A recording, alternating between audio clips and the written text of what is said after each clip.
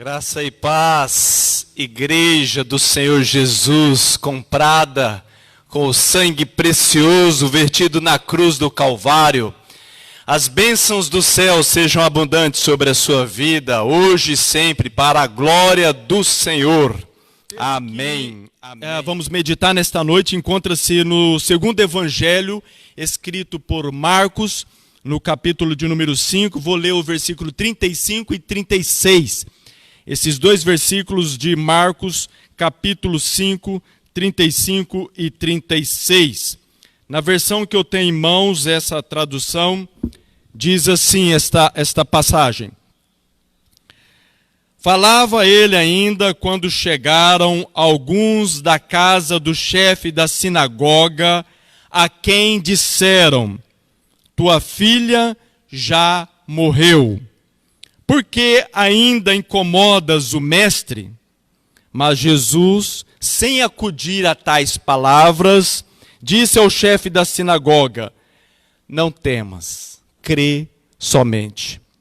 Não temas, crê somente. E este é o tema da nossa meditação nesta noite. Não temas, crê somente. E nesta passagem das palavras do Senhor Jesus, que instituímos este título, gostaríamos de passar esses minutos aqui, pensando nas coisas de Deus e sobre este tema. De forma que convido você a ter uma palavra de oração comigo. Deus, em o nome de Jesus Cristo, através de quem o Senhor alcança e muda a nossa história, em nome dele nós pedimos a graça do Senhor, a misericórdia do Senhor, de tal maneira que esse tempo que vamos meditar na tua palavra tenhamos discernimento, alcance da verdade, que haja quebra de laços e haja um progresso espiritual e que o Senhor fale aos nossos corações, para que ao término desta palavra nós sejamos diferentes de como seremos e de como estamos agora, para a glória do teu nome, em nome de Jesus oramos. Amém. Amém. Irmãos, na vida cristã, mais do que discurso, mais do que palavras, a experiência diária, a vivência é o que vale como vida cristã. Mais do que aquilo que eu digo, mais do que aquilo que eu prego, mais do que as palavras que saem da minha boca, o valor essencial da vida cristã é a minha experiência, o que demonstra a minha maturidade enquanto aquele que se dispôs a caminhar esta caminhada proposta por este livro, que cremos ser a palavra do Deus vivo. Então a Bíblia para nós é a palavra de Deus, inerrante e perfeita e que alcança a nossa vida na inteireza. Então esta verdade passa a ser a nossa verdade e nós saímos da teoria e enfrentamos a prática da experiência, da vivência desta palavra como demonstração de maturidade. Há uma expectativa de Deus nesse aspecto para com cada um de nós. Nesta noite nós vamos pensar sobre este processo de maturidade, através da experiência vivenciada por esse rapaz de nome Jairo, que a Bíblia retrata nesta passagem e no contexto maior do que aquilo que acabamos de ler. Este livro e essa história de Jairo, o chefe da sinagoga, é retratada nos 3 evangelhos, nos chamados evangelhos sinóticos.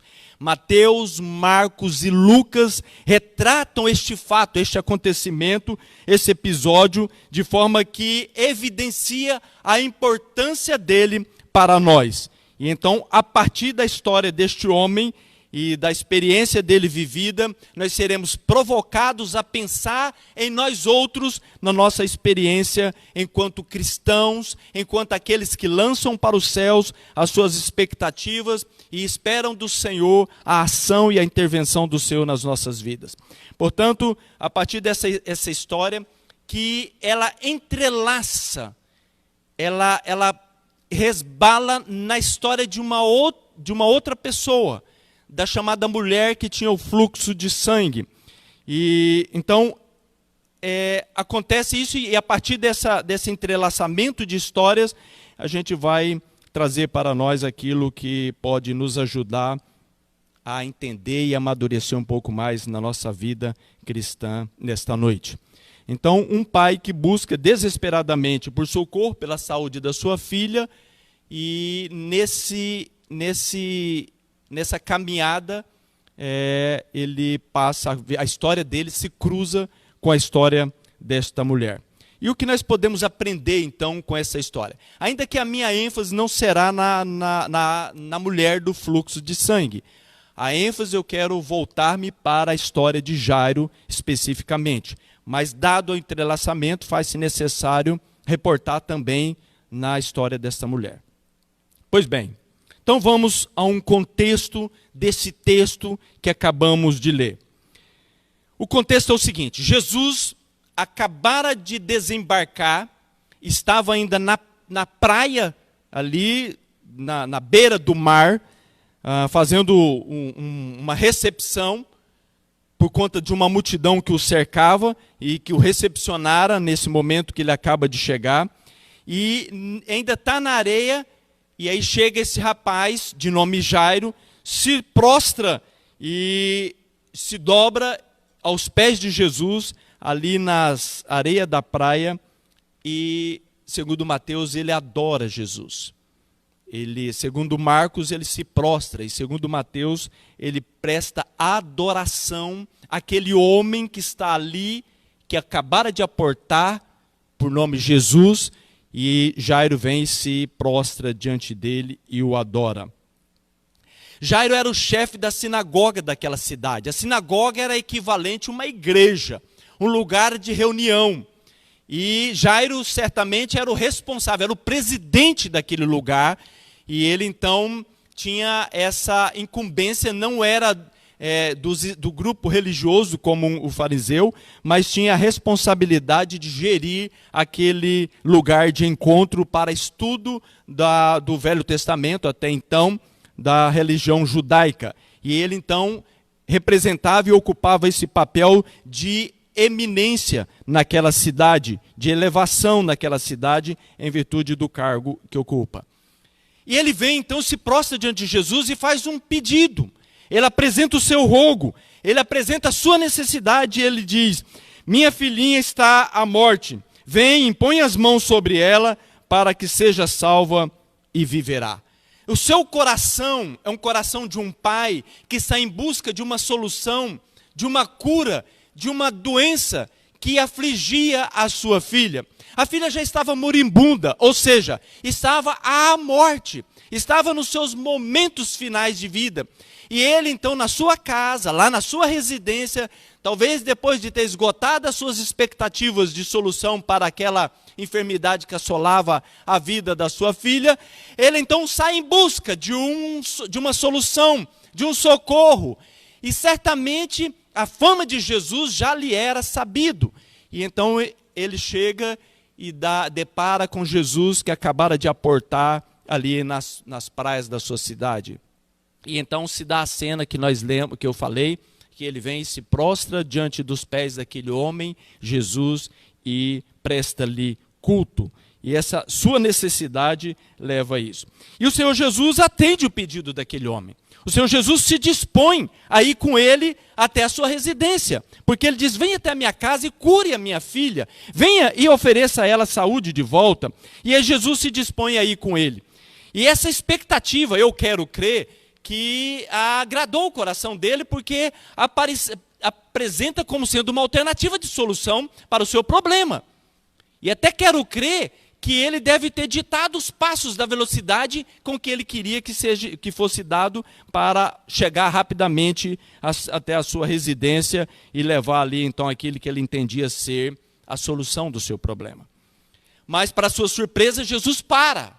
Jesus, que avançava com ele em rumo à sua casa, Jesus para e vai dar atenção para uma mulher. E aí começa um diálogo com essa mulher, que é do fluxo de sangue. E essa conversa vai se estendendo. E Jairo fica ali na expectativa, esperando. Quero crer que, como um pai, havia talvez uma ansiedade instalada no seu coração, em virtude da pressa que ele queria mas não era o que estava acontecendo, em virtude de que Jesus estava dispensando atenção àquela mulher. E aqueles minutos que Jesus dava atenção para aquela mulher deve ter representado tempo muito longo no coração daquele pai que aguardava com expectativa a solução do seu problema. E aquele diálogo se transcorre normalmente entre Jesus e a mulher, e penso então que aquele rapaz, aquele pai, poderia até pensar, como é natural, poderia até pensar: eu cheguei primeiro, talvez a atenção tivesse que ser para mim agora, nesse momento. Mas ele não sabia que há 12 anos, quando o seu lar estava vivendo um momento de alegria pelo nascimento da sua filha única, que nascera ali naquele tempo, concomitantemente, em outra cidade, num lugar distante, havia uma mulher que começava a enfrentar uma enfermidade que vai delongar por 12 anos. O nascimento da filhinha coincide com o início da enfermidade desta mulher. Jairo não tinha esse conhecimento, e aí isso talvez pudesse até levá-lo a pensar que o problema dela fosse um problema que pudesse ser aguardado e que o dele tivesse a primazia. 12 anos se passam e os dois se encontram na presença da mesma pessoa, do Senhor Jesus, os dois buscando solução para os seus problemas. Ele, depois de ter enfrentado a alegria de 12 anos, e agora com esse problema, e a mulher com as mazelas da sua doença durante todo esse tempo. O que eu aprendo aqui, que nós podemos aprender como primeira lição, já nesse momento aqui: a bênção do Senhor sobre a vida do outro não é empecilho e nem atrasa a minha. A bênção que vem sobre a outra pessoa, o favor de Deus que vem sobre a outra pessoa, não pode levar-nos a ter um sentimento de preterição com relação ao Senhor. Deus não pretere ninguém, Deus não deixa ninguém para depois. Cada um tem seu tempo, a sua hora e a sua forma de Deus agir. Então, às vezes a gente olha alguém e diz: poxa, a pessoa está sendo tão abençoada, eu aqui, o que está acontecendo? Será que Deus esqueceu de mim? Porventura, Deus não olha para mim e não vê a minha necessidade? Então, a primeira lição que a gente tira é: calma, calma. Com certeza Deus te vê, Deus nos vê na nossa individualidade e sabe de cada um de nós o que nos aflige e o tempo de tratar conosco. Apenas creia, não temas, creia no Senhor.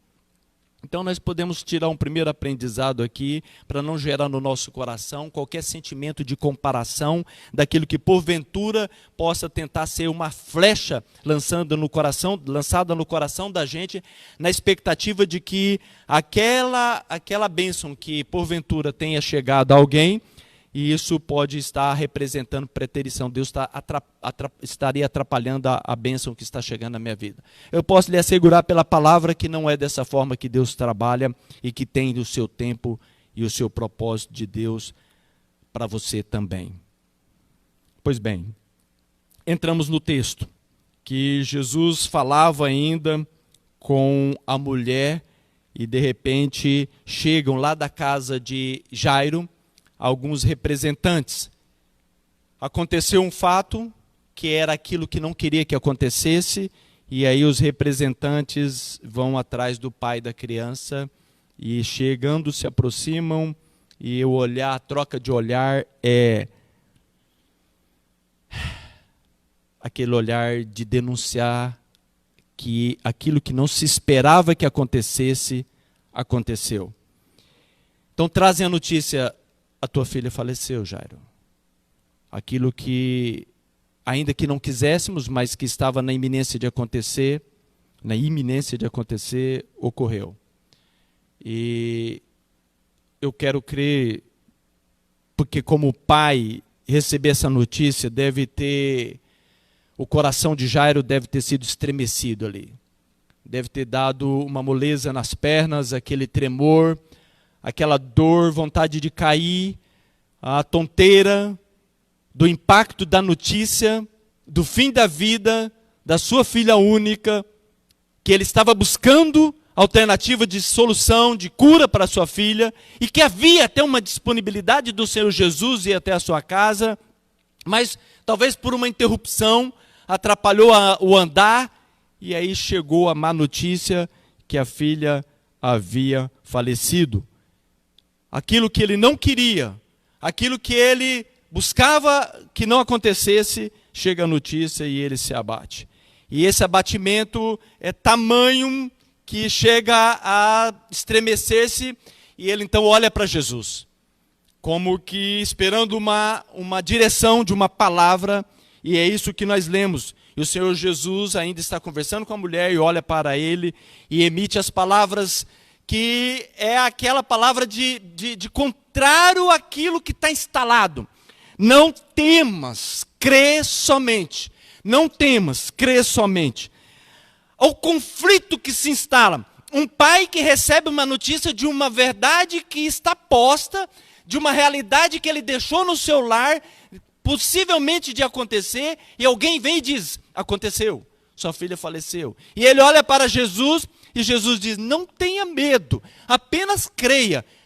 Faleceu, não tem mais jeito, acabou, desiste, larga o mestre, porque ainda o incomodas? Vamos para casa, precisamos de você para promover o enterro, para promover o velório. Nós precisamos fazer os preparativos e você, como pai, precisa estar presente. Por que ainda incomodas o mestre? E o mestre diga, não temas, apenas creia em mim. Sustenta a fé, esse conflito de realidade versus a palavra da fé, ali eu quero crer que bombardeia as estruturas daquele homem. Ele é levado aos extremos da sua capacidade de ver, de reagir diante da situação que está posta diante dele ali naquele momento. É o conflito da fé. A fé está sendo provada e testada, está sendo colocado naquele momento dele avaliar aonde que está a sua expectativa, aonde está aquilo que de fato levou a adorar aquele homem ali na areia da praia. Esse conflito de verdade versus a palavra do Senhor faz com que gere, eu penso, um turbilhão na cabeça daquele homem. Mas ele acabara de ver o milagre. Ele viu Jesus tratando com a mulher que havia, e ela testemunhou, que ela estava há 12 anos naquela batalha de doença, e naquele instante foi curada. Ela está declarando, ela está testemunhando de que ela experimentara um milagre naquele momento. Então, tudo isso é dizer assim, meu Deus, onde está a verdade que eu devo depositar as minhas expectativas, a minha esperança, na realidade de uma informação ou na realidade de uma fé que está testemunhada e que me é confrontada neste momento? Então, neste contexto de texto, a gente tira o segundo aprendizado. Não temas, não ter medo. Apenas creia, são as palavras de Jesus. Não tenha medo. Não tenha medo, apenas creia. Medo, ter medo, temer, que Jesus está combatendo, é não deixar as circunstâncias dominar o ser. Se a circunstância está posta, ela está posta, mas ela tem que estar posta externamente. Ela não pode sobrepor a mim, porque aí gera o medo. Quando ela me encampa e me absorve e sobrepõe, o medo se instala. Então, não deixar as circunstâncias sobrepor, dominar, é a primeira postura para repelir o medo. E manter-se firme. Manter-se firme. Esse é o momento da resposta, da maturidade da vida cristã. É não recuar. Estar na companhia daquele que é maior do que a circunstância. É não recua. O medo se põe, a situação que causa medo se põe, e a minha postura, a nossa postura, deve ser de pessoa que está firmada na rocha, e aí é o momento da verdade. É o momento de saber se aquilo que eu falo é verdade na minha vida. Não ter medo. E ele diz, apenas creia. Crer é lançar sobre ele as expectativas. Quando eu lanço sobre Jesus as minhas expectativas, eu estou crendo que ele tem capacidade para atender aquilo que eu estou lançando sobre ele. Confiar que ele pode fazer qualquer coisa. Não é isso que a gente fala? Não é isso que a palavra fala? Que ele pode fazer? Tudo posso naquele que me fortalece? A fé é o elemento utilizado por Deus para a materialização daquilo que foi desejado. Quando eu tenho fé, eu dou a Deus o elemento para materializar aquilo que eu desejei.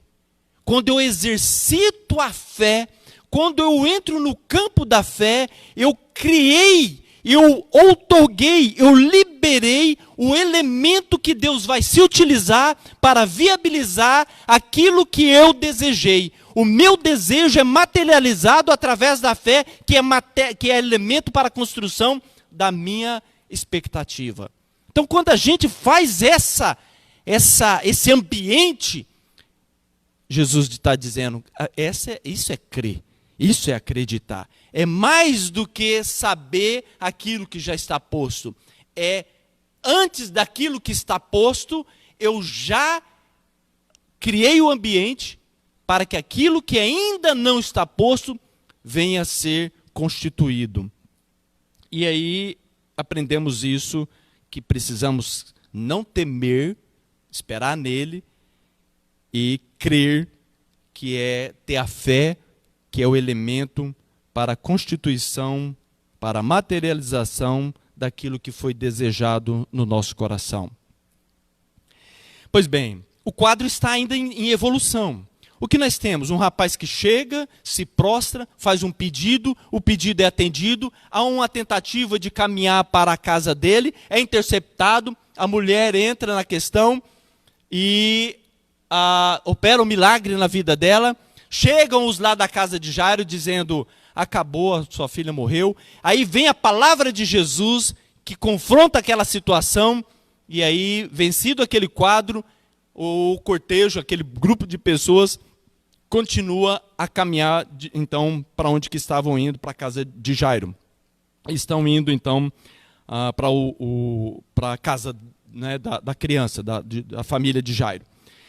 Quando vai chegando próximo da casa, aí o bombardeio de uma situação que é uma realidade vem para impactar novamente e trabalhar a estrutura daquela crença que está tentando se instalar no coração daquele pai. O que ele ouve são gritos de choro, de carpideiras, aquelas mulheres profissionais que choravam nos velórios. E o ambiente é o ambiente de gritos, inclusive, Marcos. Há um grito de pessoas, há gritos de pessoas que estão envolvidas no sentimento da perda e demonstrando aquela dor através de grito, através de choro. Então o ambiente é um ambiente barulhento, um ambiente de gritos. E não bastasse isso, ainda havia, segundo Mateus, haviam flautas tocando som. E o som era o som de enterro, som fúnebre. Então, o que Jairo ouve é o som da morte, é o som do choro, é o som do grito, é o som da música e da música fúnebre. Então, os seus ouvidos trazem a ele uma informação de uma realidade que vai bombardear aquilo que está tentando instalar no coração dele, que é a expectativa de uma fé em Jesus. Não bastasse os seus ouvidos trazer para dentro dele essa informação, o que os seus olhos veem também agride, faz um rompimento da tentativa da sua estrutura. Quando eles entram no ambiente que a criança está posta e possivelmente deitada, e ele vê a sua filha ali inerte, sem movimento, a respiração não é ali visível, perceptível, ela está morta. Então, ele está ouvindo a música, ele está vendo um quadro, o que ele cheira ali é cheiro de morte. Os seus sentidos estão agredidos por uma realidade que está posta.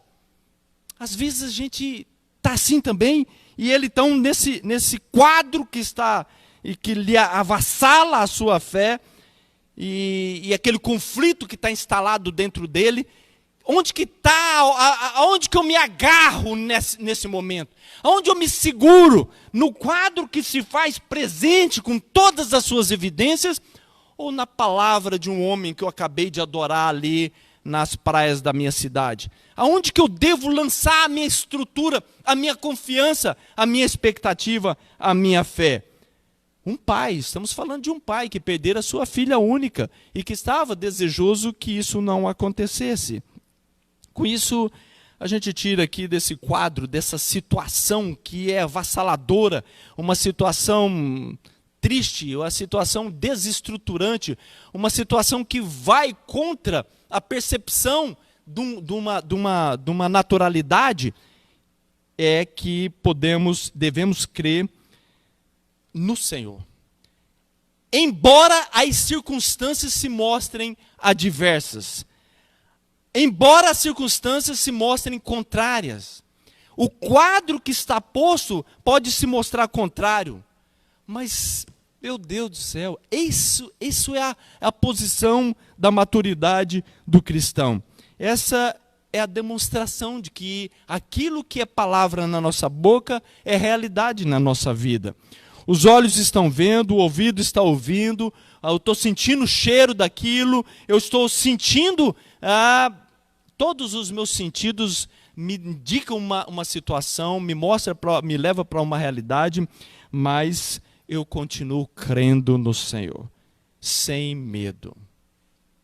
Isso é crente, isso é expectativa de Deus para as nossas vidas. O meu Deus, aquele que eu adoro, continua sendo Deus. A estrutura do cristão que chega nesse nível de percepção é agradável diante do Senhor. Deus se agrada disso. E isso é uma busca nossa.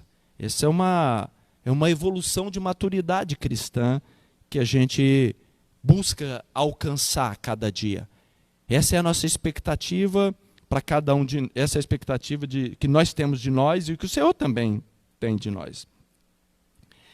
E aí, por fim, aquele quadro todo ali, evidente, se mostra real. Fecha-se a porta do ambiente onde eles estão. Está ali Jesus, 3 discípulos, o pai e a mãe da criança e a própria criança inerte ali. Aquele pequeno grupo. Um grupo restrito, daqueles que não se abalam pelas circunstâncias, mas que dá espaço para o milagre acontecer. Percebe que tem pessoas que parece que não dá lugar, não dá espaço, não tem ambiente para o milagre acontecer. A incredulidade é tamanha e a palavra negativa acompanha tanto que é mais contrário, é mais atrapalha, mais tropeço do que ajuda. Às vezes tem momentos que nós precisamos nos cercar de pessoas que também têm uma confiança no Senhor e que faz do Senhor a sua vida e lança no Senhor também a sua expectativa de fé, a sua realidade cristã. O quadro está posto, a realidade está posta, e aí então vem a palavra de Jesus. E ele rompe o silêncio, se dirige para aquela criança e dá uma palavra de comando a ela. Menina, eu te mando, levanta. Menina, eu te ordeno, levanta. Quem está falando aqui é o Senhor da vida. Eu estou te dizendo, volte à vida. Quando Jesus emite essas palavras, esse comando, essa ordem, essa declaração, um coração que havia parado volta a pulsar, um pulmão que havia parado de oxigenar o sangue volta a funcionar, os órgãos voltam a funcionar, e aí aquele funcionamento vai gerando uma normalidade naquele quadro, e os olhos daquela criança se abrem e ela se levanta. Quando ela se levanta, a colheita da fé se instala. Não temas, crê somente. Quem ousa crer, colhe aquilo para o que foi lançada a sua fé. Quem crê na pessoa certa não será decepcionado. Quem crê no Senhor voltará com o seu balaio cheio e abastecido. O chefe da sinagoga, um religioso até então, de um sistema religioso, resolve deixar de ser vinho velho para se tornar odre novos.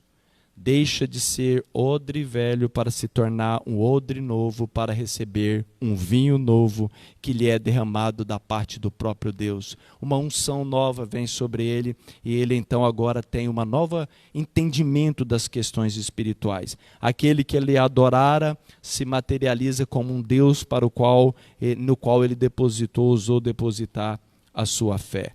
O que eu aprendo aqui como quarto e último item aqui nesta palavra? A realidade de Jesus, ela não está morta, Jesus disse. Quando ele chega na casa, ele diz, ela não está morta. Essa é a realidade de Jesus. A realidade das pessoas era, ela está morta. O choro é porque estava morta. A música é porque tinha uma criança morta. Mas a palavra de Jesus é, ela não está morta. Então, a realidade de Jesus, diferente da realidade daquelas pessoas que estavam ali, a realidade de Jesus se torna a nossa realidade quando nós entramos pela fé neste ambiente que o Senhor promove para nós. Quem planta fé, colhe milagres. Quem lança sua esperança, sua expectativa no Senhor, colhe o resultado daquele que gosta de operacionalizar poder e graça na vida daqueles que creem.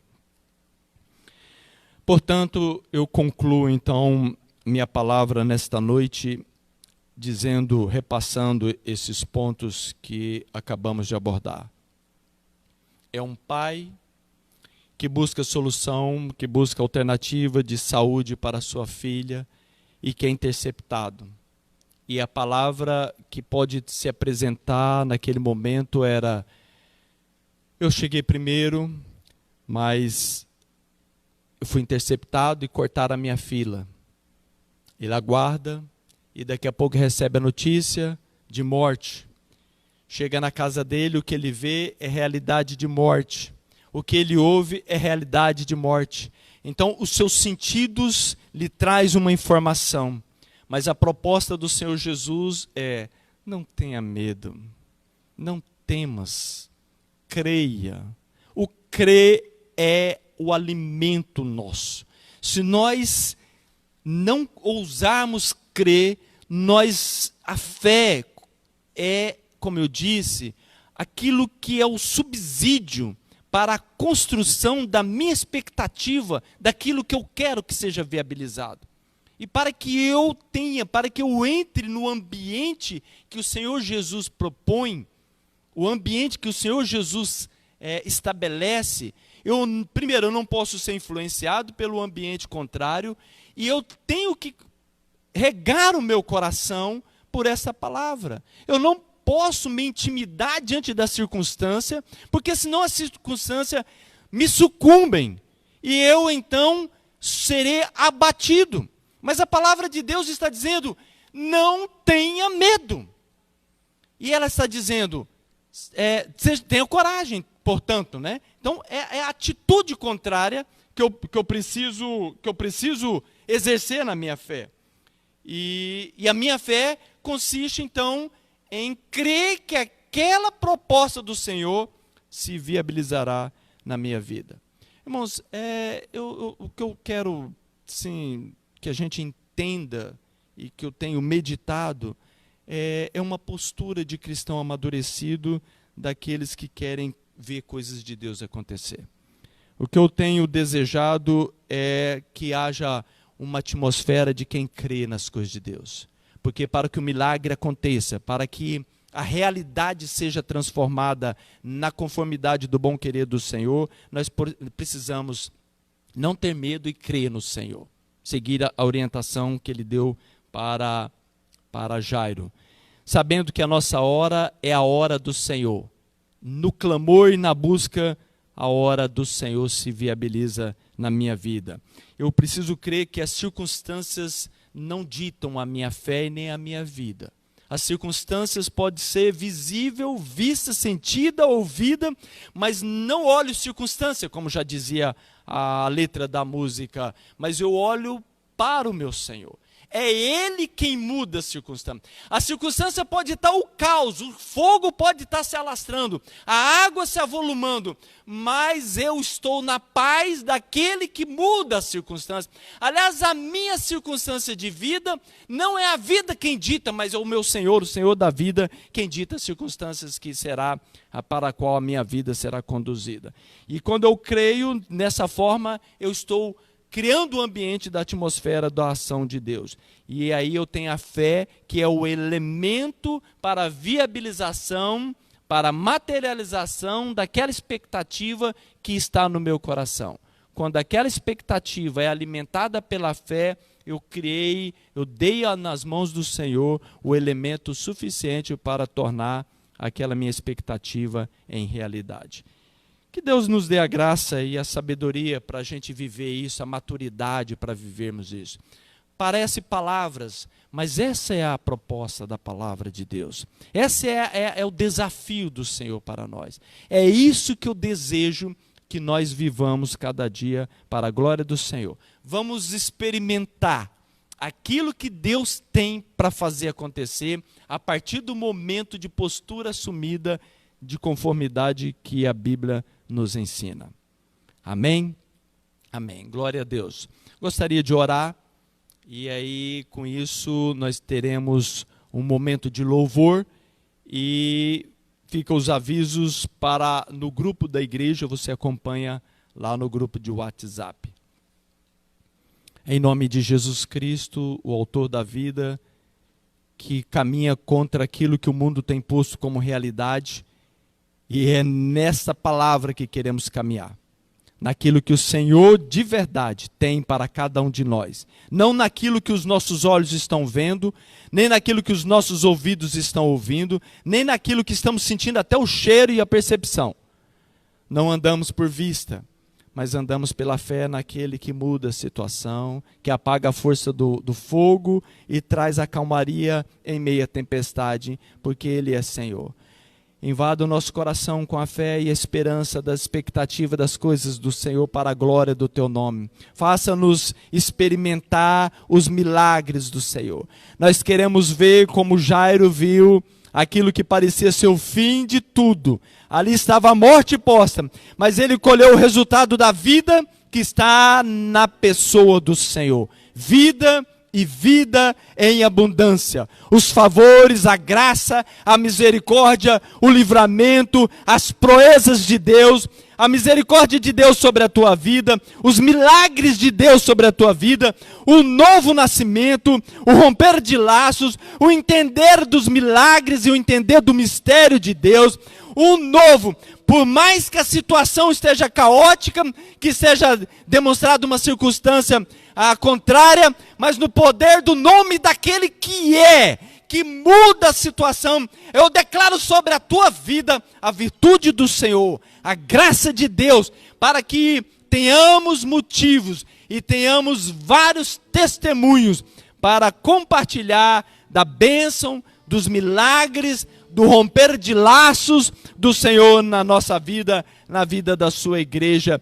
E isso tudo para a glória daquele que vive e reina para sempre, para a edificação da tua igreja e para a felicidade do teu povo, em nome de Jesus. Amém. Que a graça de Jesus, a comunhão do Espírito Santo e o amor do Pai seja sobre a tua vida, hoje e sempre. Amém.